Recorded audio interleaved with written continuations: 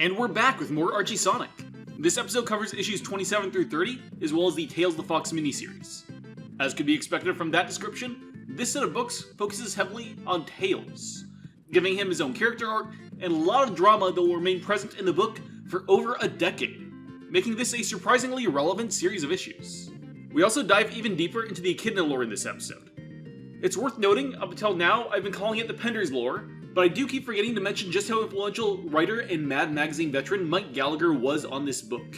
He started writing it from issue 1, and has stuck around to write a fair few of the issues we're discussing today. Carl Bollers, a writer who hasn't come on yet as of where we're at, also has a hard grip on the Archie lore, and actually tried to claim his original characters much the same as Penders, though he's been far less vocal about it, and as such has received far less hate. Issues 27 and 28 are two parts of a single story. Titled A Scrambled Hedgehog, it introduces us to another new recurring character, Sleuth Doggy Dog, a reference to Snoop Dogg, and a much less important kangaroo by the name of Kix-a-Lot, a stand-in for rapper Sir Mix-a-Lot. This really was the 90s. The two of them are spies for the Freedom Fighters, disguising themselves as swap bots in order to gather information and leave code messages disguised as vandalism for the Freedom Fighters to find. Sonic comes across one such message, only to accidentally run into a real swap bot and knock himself out. He awakens in Robotnik's clutches, but the Mad Doctor soon realizes that Sonic has lost his memory. Seizing on the opportunity, Robotnik decides to start rebuilding Sonic's mind to be a loyal pawn to the Empire. Referring to himself as Sonic's cousin and mentor, he helps the Hedgehog to heal. Once that's done, Robotnik instructs Sonic to find Knothole, which, once again, he seems to not know where it is, despite the Sonic & Knuckles special having been released 3 months prior. While Sonic doesn't remember clearly where Knothole is, he's able to figure out a path through his fragmented memories. Meanwhile, Robotnik has outfitted Sonic with a transmitter that allowed demolition tanks to follow Sonic and destroy Knothole, the Freedom Fighters, and of course, that hated Hedgehog himself, once they found the location. Sally and Rotor see Sonic approaching, but quickly realize that something isn't right. Despite their close relationship, Sally was immediately willing to take action against Sonic, at first sealing him into the tunnel, then flooding it when he escaped containment.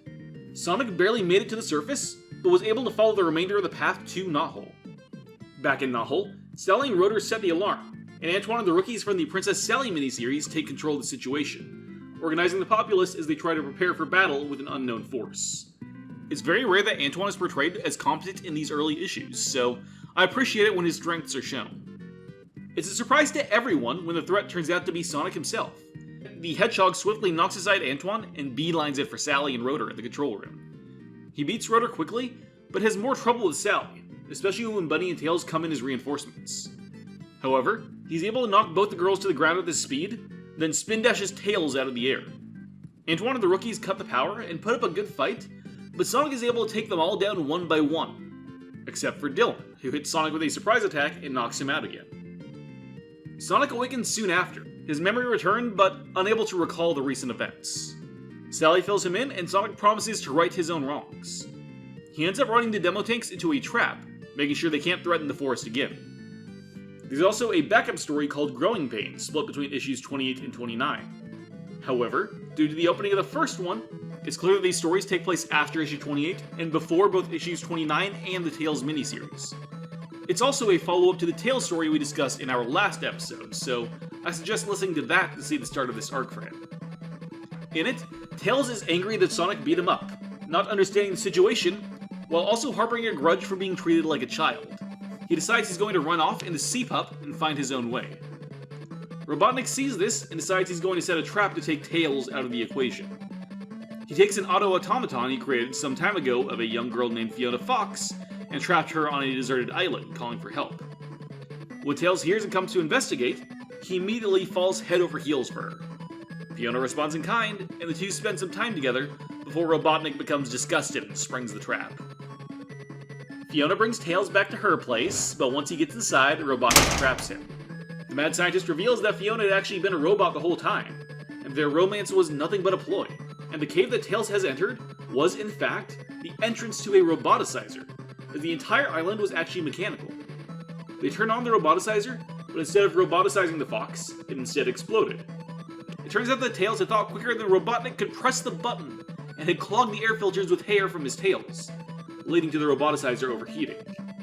He tries to fight Robotnik, but is stopped by the now violent Fiona bot. Tails ends up using a mechanical tree as a golf club, sending Robotnik flying into the ocean, but Fiona tackles him and attempts to drown Tails. As she deals the final blows, Tails begs for her to stop, remembering the good times they had together. But just before she kills him, she stops. Not out of love, just because she's rusted. It's not that kind of story. Mourning his, lost innocence, Tails brings Fiona back to the island, where he leaves her as a memory of his youth. Very dramatic there, buddy. He promises to fix Fiona so they can be together again, seemingly missing the point that she was designed to kill him, but is immediately distracted when he notices paperwork Robotnik had left behind discussing a satellite operation on the other side of the planet. He considers telling Sally about it, but realizing that the Freedom Fighters would just leave without him again, Tails decides to handle it himself, promptly leaving Fiona behind. It feels like this story had a lot of effect on him for about 5 minutes, before he was distracted by the next new adventure. And yeah, that's about the kind of attention span you can expect from a 10-year-old.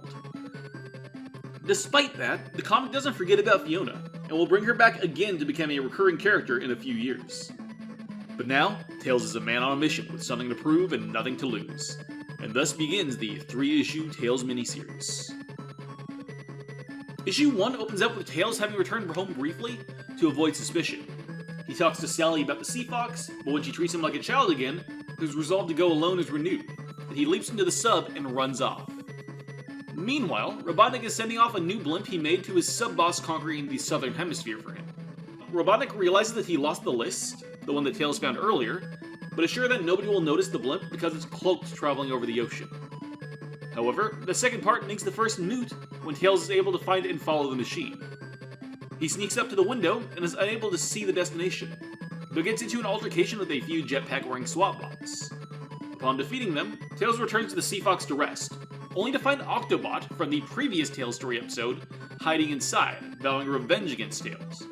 The robot destroys the Sea Fox, then starts to drown the exhausted Tails.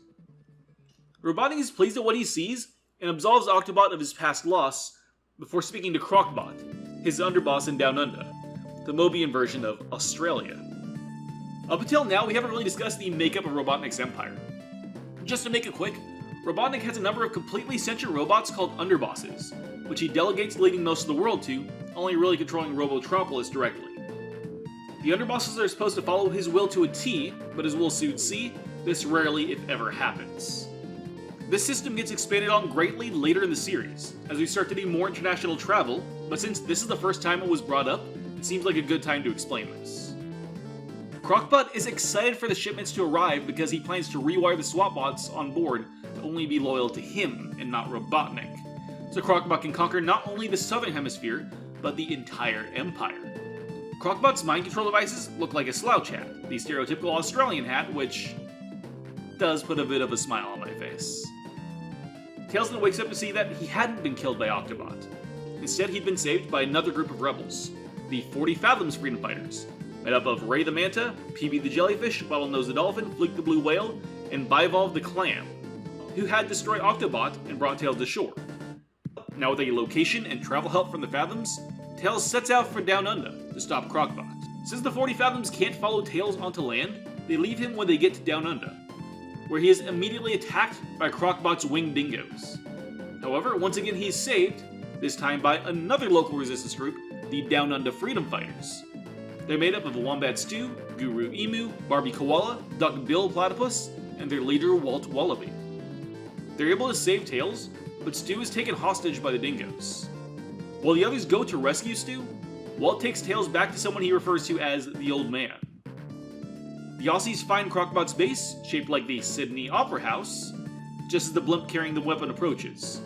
Agreeing on an all-out attack, they storm the base.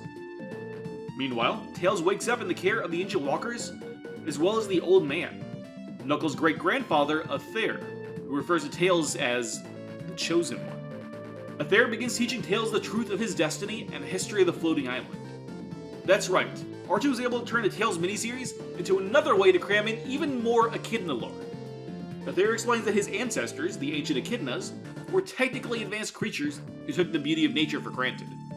So much so that they didn't notice until it was almost too late that a white comet was approaching their city of Echidnopolis, threatening to destroy it. they use their technology and the power of a Chaos Emerald to lift the city into the sky, saving their civilization, but decimating a portion of Down Under. The original home of the floating island was actually here, in the crater that Tails, Aether, and the Walkers now stood in. However, Tails doesn't care about any of this. He's just as tired of the exposition as we are. He is prevented from doing so by Aether and the Walkers. And the Walkers, apparently, are the last remaining dinosaurs, who were around when the Chaos Emeralds first fell to Mobius centuries ago. According to prophecy, the Chosen One, Tails, was to gather the emeralds and begin the Great Harmony. And this means, funnily enough, that Sonic is not actually the greatest hero in this universe.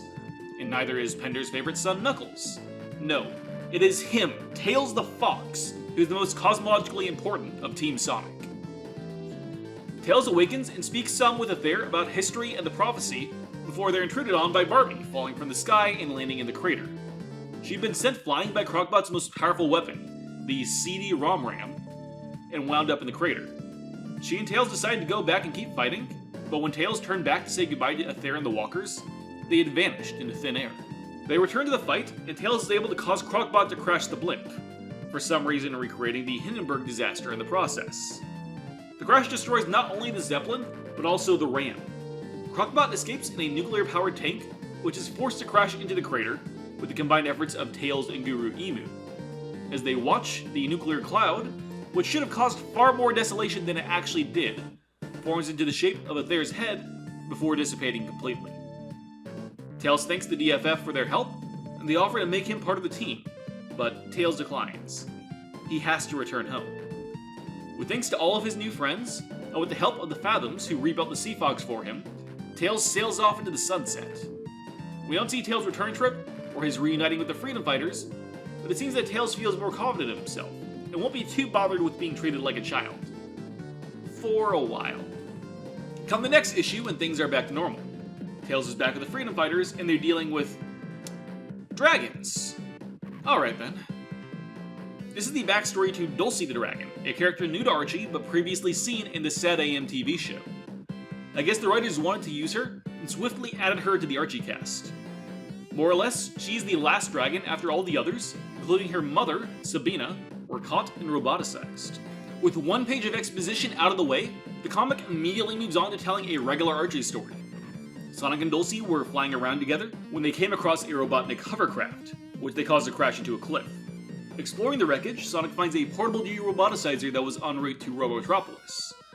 I'm not sure why Robotnik would keep something like this around, but now Sonic has it. However, it only has enough charge for one use, and the Freedom Fighters decide to use it to hatch a plan to sneak into the city. Sally will purposefully get captured by the SWAT-bots and get roboticized. However, Rotor gives her a special gadget called the Neuro Overrider, which would allow her to keep control of her mind even after she's been roboticized. I'm not sure why they couldn't just mass-produce these and hand them out, but I guess that isn't the logic this story needs. However, keep these things in mind, as they'll become very important in a few episodes. Once she has the power of a robot, she'll hit Robotnik where it hurts, his power grid, and then return to get herself de-roboticized. Despite her friends' misgivings with this plan, Sally goes ahead with it anyways, wandering into the wastes and getting captured. Everything goes according to plan until she reaches the roboticizer, and the Neuro Overrider just falls out. Great design there. Snively picks it up and acknowledges just how lucky they were that the Overrider ended up being pointless, and Sally is still roboticized, now just a mindless puppet. However, the Freedom Fighters don't know this yet. They continue on his plan, with Sonic leaving the group to distract the SWAT-bots while the others wait to de-roboticize Sally. However, the now robotic Sally finds and captures the surprised Bunny, Rotor, and Tails. They lay in wait for Sonic to return, and capture him too. Rotor reveals to Sonic that he actually left their de-roboticizer back in Knothole, where it's utterly useless. The entire point of the thing is that it's portable. Why did you not bring it with you as part of your plan? Robotnik, however the fan of irony, puts the Freedom Fighters into their own roboticizer chambers, and decides to let Robo-Sally flip the switch. Luckily for them, their good friend Dulcie the Dragon realized that they didn't make it home in time for dinner, and decides to go investigate. She just flies into Robotropolis, looks in the window, and coincidentally sees the entire crew about to get roboticized. Luckily, she decided to bring the portable de-roboticizer, thus making her the only intelligent character in this entire story, and uses it to restore Sally to her natural form. Robotnik decides then he's going to flip the switch himself before the dizzy Sally can realize what's happening, but he's stopped with a blast of hot air from our new dragon friend. She also sets Robotnik on fire, and we learn that he apparently has asbestos boxer shorts. Attention! If you or a loved one was diagnosed with mesothelioma, you may be entitled to financial compensation. Mesothelioma is a rare cancer linked to asbestos exposure. Exposure to asbestos in the Navy, shipyards, mills, heating, construction, or the automotive industries may have put you at risk. With that done, everyone returns to Knothole, where they all thank their good friend Dulcie for saving them, and she gets the zinger line at the end of the comic. This issue is largely non-consequential, but it really does feel like an episode of a Saturday morning cartoon, which is rather fitting given that the entire point is to introduce Dulcie, a character introduced in such a cartoon. The last issue we'll cover today is called The Return of Uncle Chuck. It opens with Sonic dreaming about his uncle, the man who raised him. Sally wakes the hedgehog up, and the blue blur opens up to her son, admitting that he really misses the one relative that he ever really knew. We get some callbacks to the Sonic miniseries, and Sonic remembers how he'd promised to save his uncle, but had yet to follow through. Meanwhile, Robotnik is testing an interdimensional transporter, which has been repaired after suffering catastrophic damage at some prior unknown point. We're also told in the notes that this alternate dimension is where Sally's father, King Acorn, is. Robotnik had apparently used the transporter to banish the king to another dimension. There's a crazy lore revelation for an editor's note, but okay. Robotnik decides to test the machine using the roboticized Uncle Chuck, but in doing so, accidentally sends himself into the void where he'd banished King Acorn, a place later referred to as the Zone of Silence. Robotnik isn't too worried though, as he commands Snively to simply summon him back using the machine. That said, Snively has had enough. Over the past few issues, we've seen Snively become more and more disgusted by Robotnik, even at times poking fun at the dictator under his breath. And, now that Robotnik is trapped and helpless, Snively decides once again, just like he did after Robotnik's apparent death in issue 21, to try and rule the Empire himself. But little did Snively know, the test had one unintended side effect. It had woken up Uncle Chuck. Chuck immediately ran off to find Sonic, and told him about Snively's plans. When they ask Nicole about what would happen if they let Snively remain in control, the computer warns that Snively's foolishness and ambition would likely lead to destruction of all Mobius. Uncle Chuck goes back to Robotropolis as a spy and tips off the Freedom Fighters to Snively's plan, to attach the interdimensional transporter to a plane and use it as a weapon, skipping up entire areas at a time and banishing anyone he can find to the Zone of Silence. Even Robotnik warns Snively that the idea is insane, but the new Emperor of Robotropolis won't hear it. Sonic tries to stop the plane from taking off, but ends up getting sucked through the transporter himself. Uncle Chuck takes another plane and goes after Snively, successfully shooting him down. Snively decides that, if he can't win, he'd rather go the Scorched Earth direction, and threatens to blow up the machine, sending it and everyone within 100 miles into the alternate dimension. Knowing he had no other choice, Chuck made a deal with Robotnik. He would return the mad scientist to Mobius, so long as he promised not to harm the Freedom Fighters or Snively. At the sight of his uncle in the flesh, Snively melts back into his weak self, unable to stand up to Robotnik as the scientist threatens to make his nephew's life a living hell. The last two issues form a very interesting pair. Both introduce a new member of the team, and have them save the day pretty much single-handedly. But they also both bring up another concept, that of roboticized Mobians having free will. In the Dulcie story, Sally was given a neural overrider to keep her personality, while here, connection to the other world snapped Chuck back to his senses, and he seems to have returned for good. The idea will continue to be very important, and will have a lot of relevance in a few more episodes. There are two backup stories in this issue as well. Robotnik sends Coconuts, yeah, you remember him, to his secret island base in order to catch a Chaos Emerald thief. Coconut covers the island and booby traps given to him by a coyote friend, which I guess means the Looney Tunes also exist in this universe. But all the traps work about as well for Coconuts as they do for Wile E. They end up trapping him more than his prey. The thief in the end turns out to be Bunny, who's broken in to steal the Chaos Emeralds in order to wear them to a charity ball. Not for their power, just as jewelry. Sometimes I almost forget that these writers struggle to do anything with women. The other backup is a 2-page spread, showing Robotnik making plans for a new scheme taking place in an amusement park as he looks over the possible obstacles. Knuckles, the Chaotix. That's right, next time we enter the world of Archie Sonic, we spend some time focusing on Rad Red and his team, the 90s versions of the Chaotix. But we'll talk about that next time. Goodbye.